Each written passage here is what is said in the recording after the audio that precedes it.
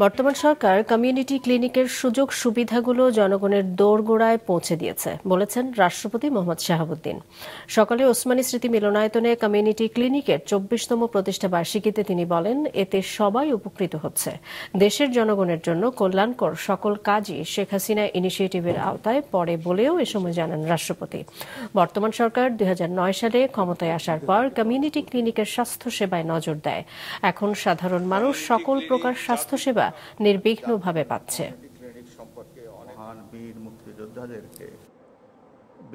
একটি গোষ্ঠী তাদের শাসন আমলে এর অগ্রযাত্রাকে তারা পরশ্রী কাতরতা যাকে বলে সে কারণে স্তব্ধ করে দেয়।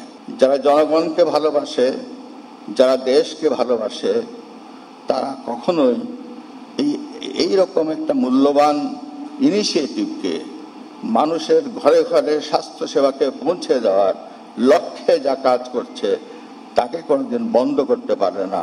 তারা কখনো দেশপ্রেমিক হতে পারে না। তারা হয়েছে শুধু লুটেরা।